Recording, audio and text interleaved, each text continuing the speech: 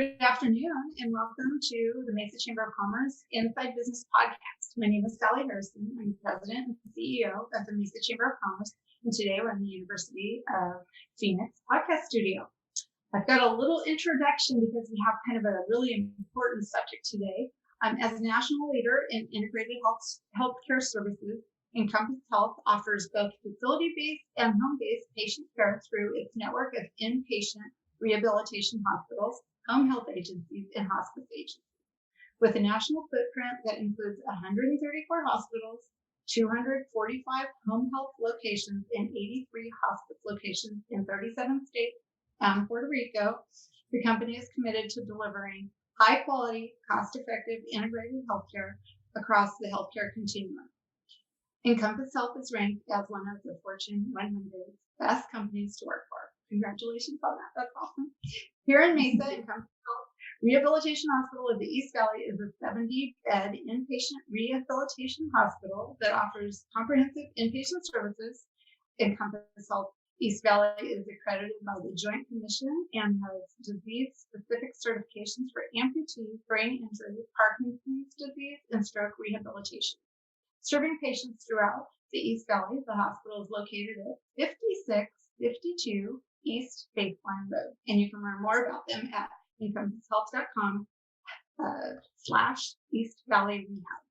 So it is March and it is National Brain Injury Awareness Month. And today we're lucky to have friends Rachel Franks, who is a certified rehabilitation registered nurse with a master's in science and nursing, and Teresa Beckman, who is a physical therapist with a doctorate of physical therapy and is also a board certified neurological. You guys have like the longest title ever, clinical specialist, and they're here to talk about the who's and what of traumatic brain injury or TBI.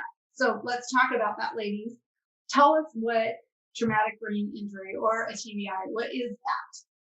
So if you go by CDC definition, it's kind of a long one. They talk about, disrupting normal function of the brain, and really we're looking at anything caused externally. So a bump, a hit, a jolt, anything that kind of penetrates or goes into the head. It's really any physical injury that changes how your brain works. Okay. Well, you hear a lot about that when you're talking about veterans or, police officers. So I think TBI a little more well known as far as, people hearing the term. They may not always understand it, but I think a lot of us have heard it now. So who's at risk for getting a TBI? Well, really anyone is at risk for getting a TBI. Anyone can get a TBI in a car accident. Anyone can fall down and hit their head, falling down the stairs. However, there are three main age groups that are the highest risk for TBI. The first one is infants and toddlers ages 0 to 4.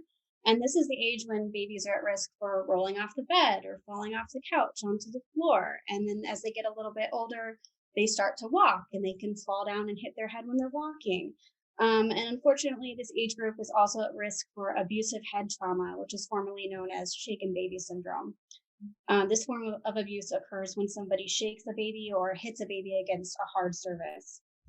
This ties into one of the biggest risk factors for TBI in children, which is abuse. Non-accidental trauma is the cause of at least 80% of deaths in head trauma in children under 2, and approximately 2/3 of children under 3 who are physically abused have some form of traumatic brain injury.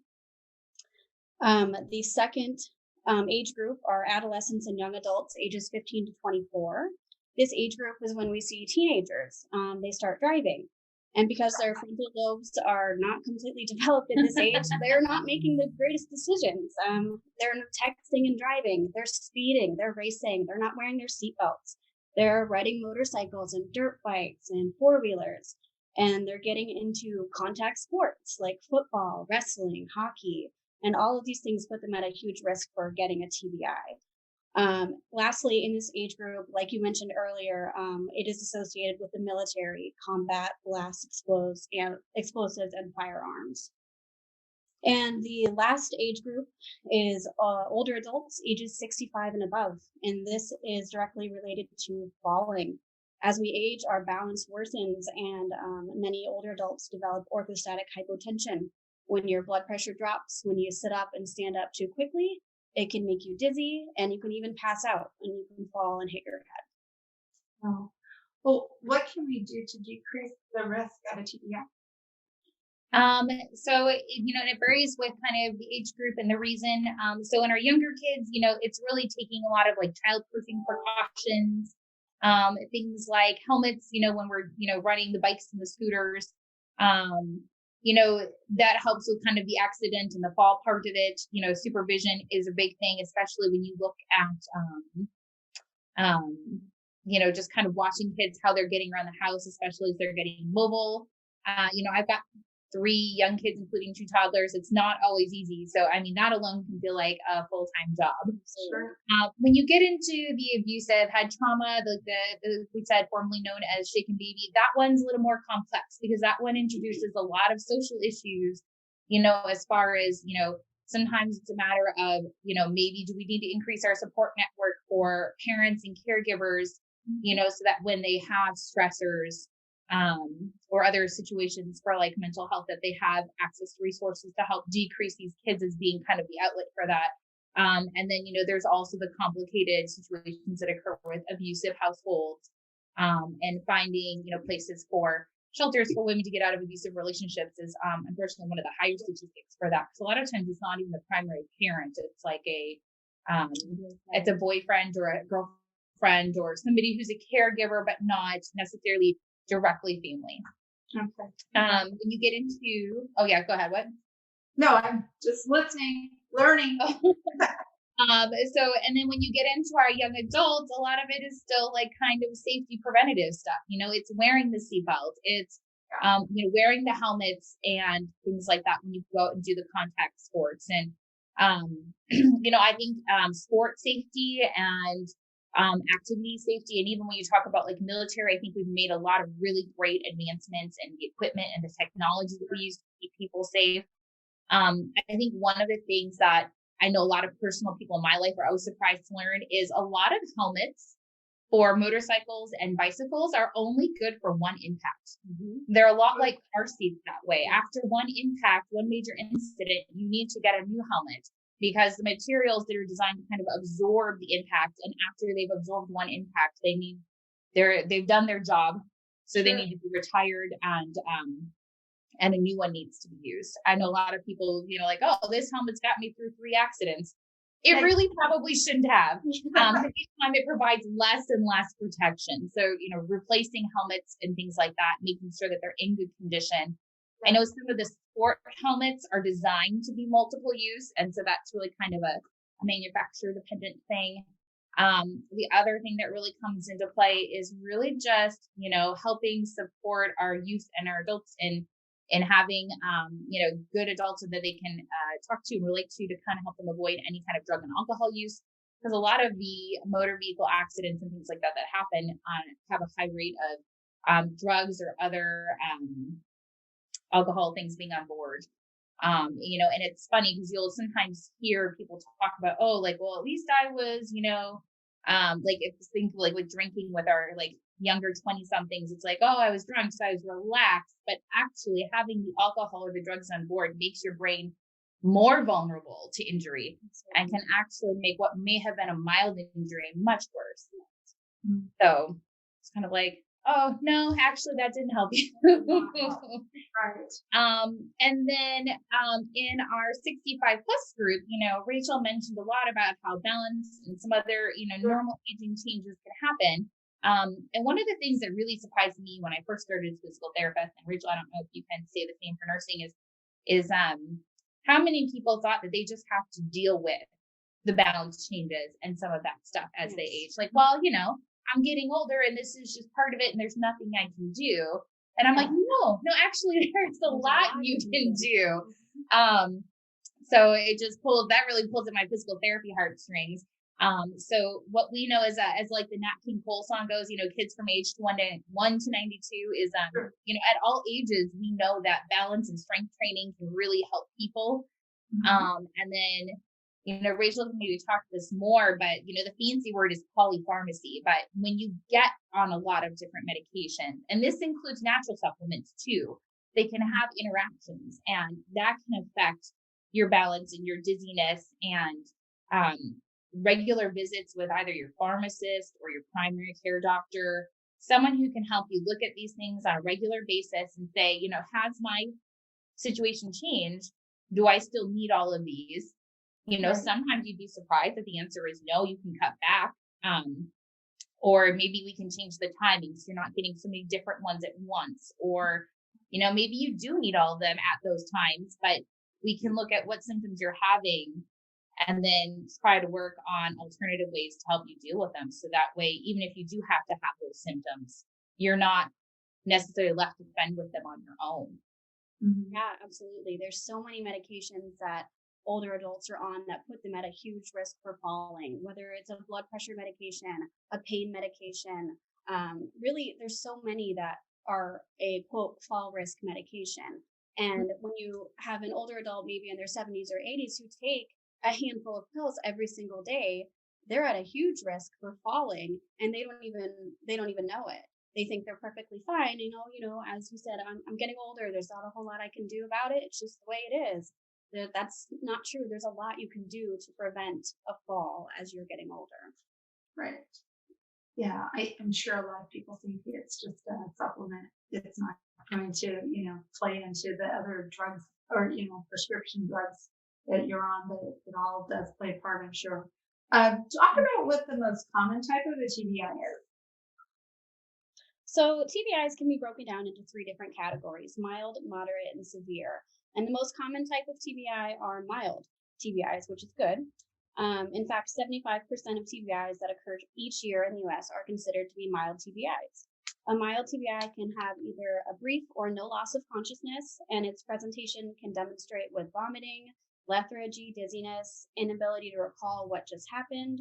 And we see this most often in our sports, our football players, boxers, wrestlers, MMA fighters, other contact sports. And unfortunately, the issue with mild TBIs is those symptoms don't always present right away. Sometimes it's weeks or months after. Yeah.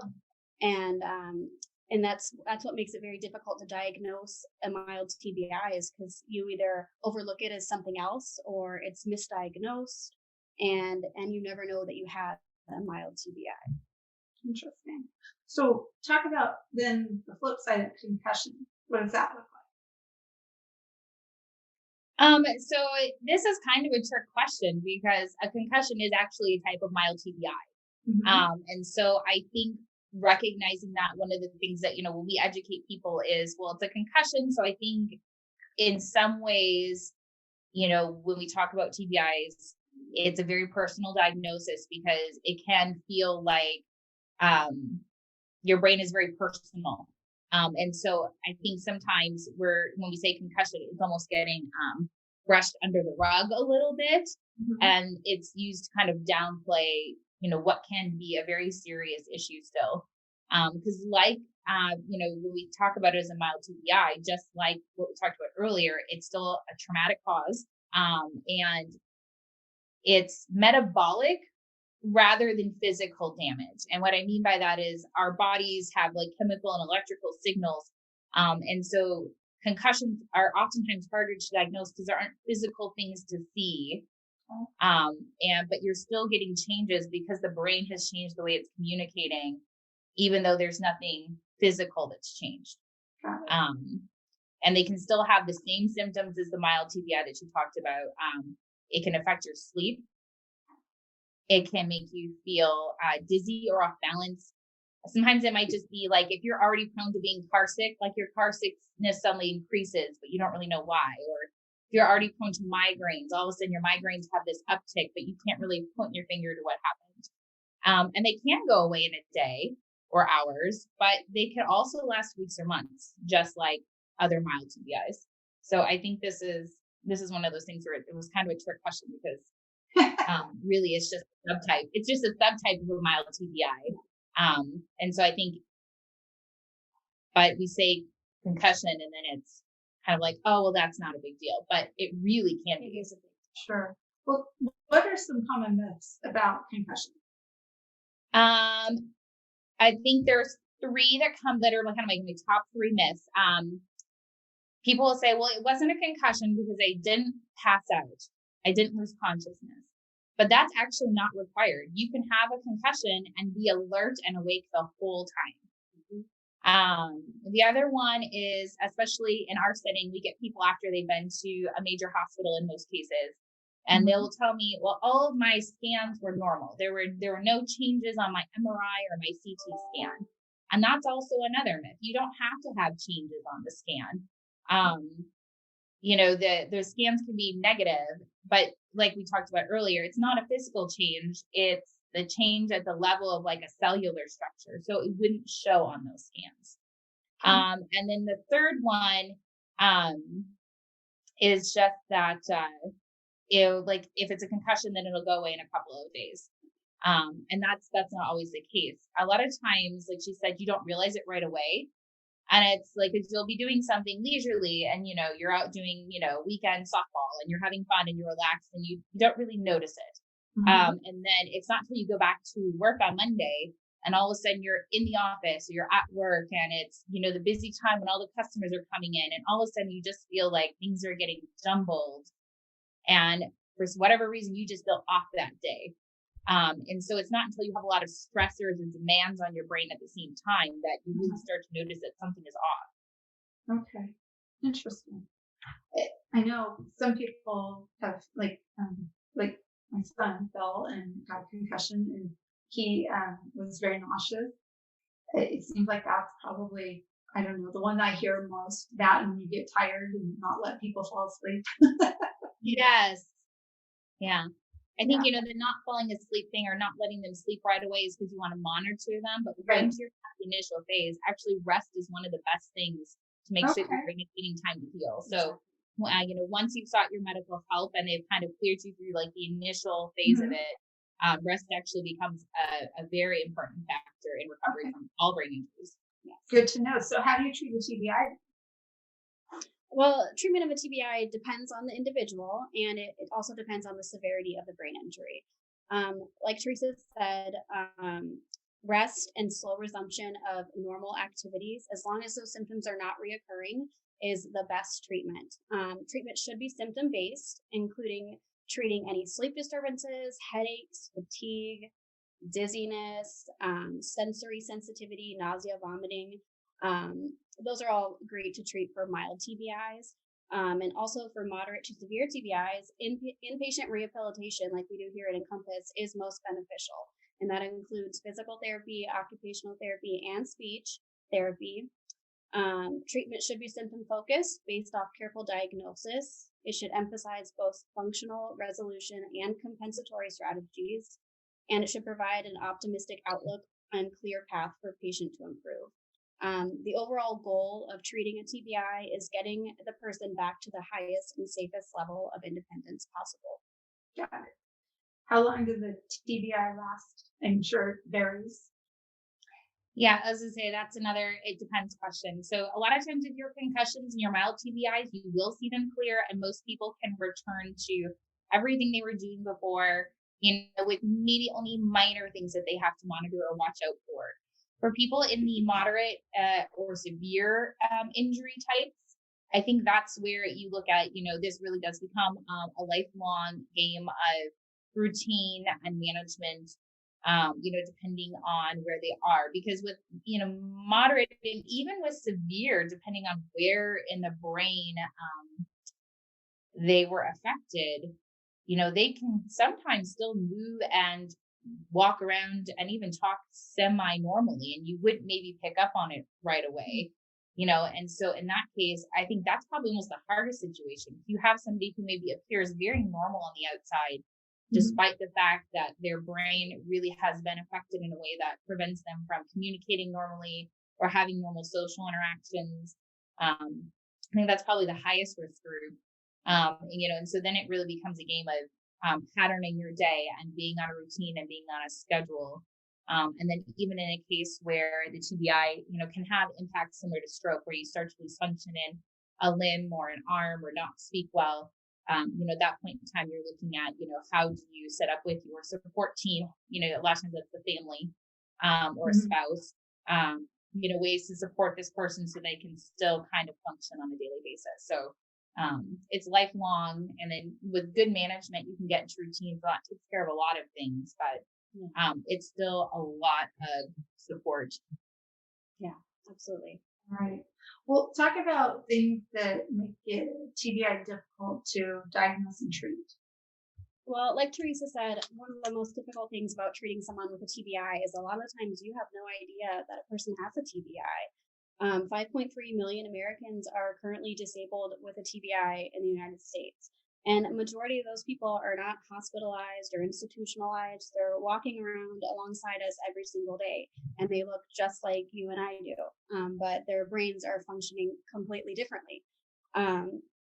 The symptoms are often mild and unrecognizable. For example, my husband sustained a TBI in the Marine Corps 10 years ago, and you would never know it.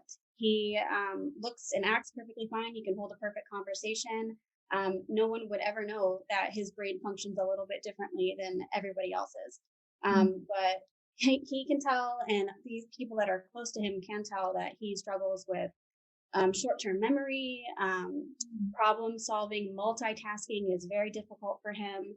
But he's learned a lot of compensatory mechanisms and ways to work around his injury. Many head injuries also go undiagnosed because they're invisible to begin with and not being taken seriously on top of that. Many symptoms, like we said, don't show up for weeks or sometimes months after the injury, and the symptoms are very vague. They can mimic other symptoms, like you could think it's just a migraine, or I'm just nauseous, maybe I ate something bad, or they're very non-specific. So that makes it very difficult to diagnose and treat a TBI. The key to diagnosing and treating even mild TBIs and concussions is early intervention. Don't shake it off or try to walk it off and say, "Oh, I'm fine. I just hit my head. I'm okay." Whether you played a sport or if you fell or if you stood up and bumped your head into something or backed up into something, get it checked out, even if you think you're fine. Even mild TBIs can have long-lasting effects. You say the stand up and hit your head. I can't tell you how many times I've done that, and you don't even think about it. That if you bump it on the trunk lid, you just you don't think about some of the things that actually could have like that longer lasting effect on people. And well, gosh, maybe to tag off of that, a lot of times we'll find people if they've been in like major vehicle accidents is probably a really common one. They've gotten a lot of other injuries, like maybe they had a neck injury and a fracture here, and they've got a leg fracture at the same time. And so they're on a lot of medications for that. And so sometimes, they're feeling foggy and groggy because they're on all these heavy pain meds. And so it's not even until they're clearing off those pain meds that you can even really start to see that something else is going on. Sure. So it's almost like masked by other things that occur at the same time for the more significant injuries. Absolutely. Yeah, that would be difficult. Well, do you have anything else you want to cover? The only other thing that I could think of was when you're talking about these little bumps, we talk about recovery and kind of things like that. One of the things that sometimes they say to watch out for when you're recovering is it's called second impact syndrome. And so when you're recovering from one brain injury, sometimes something as small as a minor bump, like, on that cupboard, I know it's the overhead cupboards in the kitchen that I always get. Or it's like the car door when I'm like coming out after buckling my kids in the seatbelt. So sometimes even a minor bump like those, when your brain is still in this very like early recovery stage, can cause what they call second impact syndrome, which can take even a mild brain injury into the severe because you're all kind of layering two injuries on top of each other. Well, thank you for being on our podcast today and for putting Brain Injury Awareness Month in front of people, because I think all of us at some point have had some bump or something ourselves, or we've dealt with family members or loved ones, friends, colleagues that have gone through some kind of TBI or concussion. And it is important for us to talk about and recognize that there are issues like this out there. So thank you. And hopefully we'll see you guys again on another podcast talking about another topic. But for now, I just want to say thanks. And you can find all of our episodes of the Inside Business Podcast at iTunes, Google Play, YouTube or your own favorite podcast website, or you can find them online at mesachamber.org. Thanks again. Thank you. There you go.